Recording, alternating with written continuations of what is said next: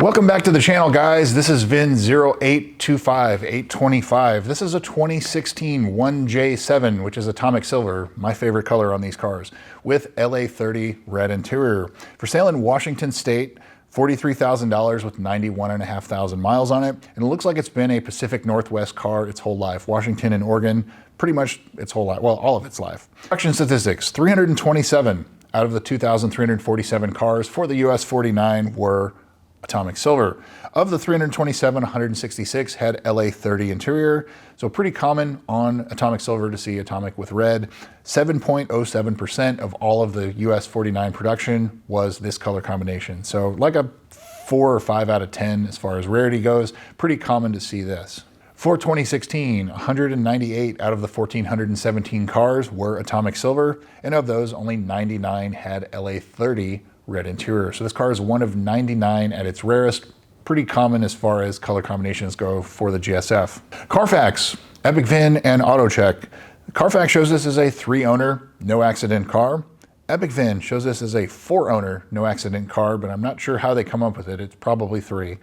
And AutoCheck shows this as a 3-owner, no accident car. So I think it is safe to assume this is a 3-owner, no accident, Pacific Northwest driven car. Previous sales. First one on sale, $88,000 in January of 2016, and it was sold in July of 2016, 6 months for sale since it was new. And then next, it looks like it was a private sale in or around somewhere between September of 2023 and January of 2024 or so. And then again, a private sale. So that's why this car's been hard to track. I didn't have any photos of this car until I talked to the previous owner.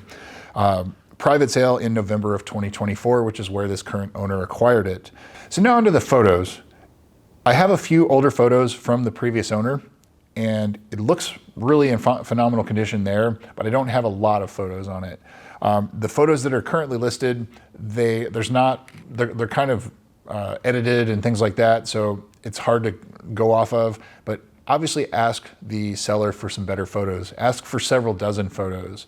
And the usual things, the touch points, the steering wheel, the seat bolster, the carbon fiber trim, the armrest, the front end, if it has paint protection film, things like that. The usual things that you need to look at for these cars, but I don't have a whole lot to go on, but from what was posted, it does look great, but you know, they're edited photos. So I'm hoping that, you know, they didn't edit out rock chips or anything like that, but something to keep in mind. So as for the price, this car with almost 100,000 miles, 43 is pretty fair. It's not too far off from where I would put it. I would say low 40s, and that could be, you know, 41, 42, 43. That's kind of where the market would be on this car.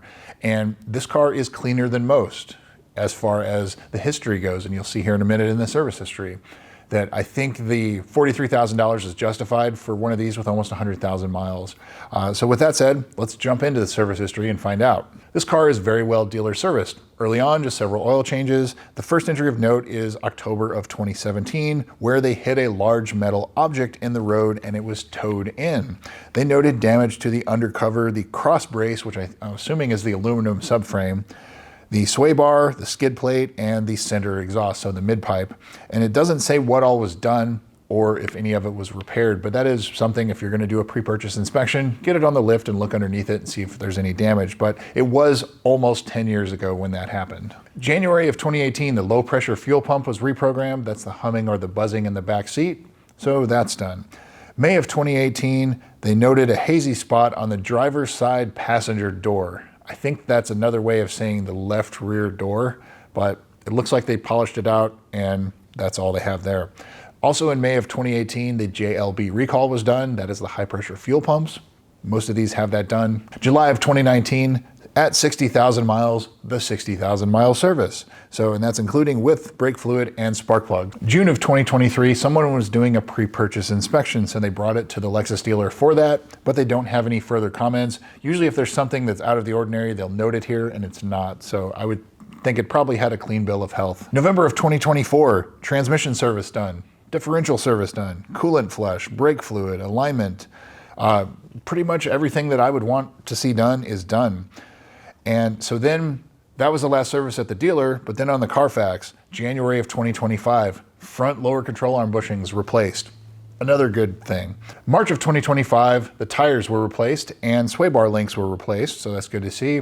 September of 2025, the transmission was serviced and the differential was serviced yet again. So, I mean, this car is really ready to go. Front lower control arm bushings are done, the transmission's done, the differential's done, it's got new tires.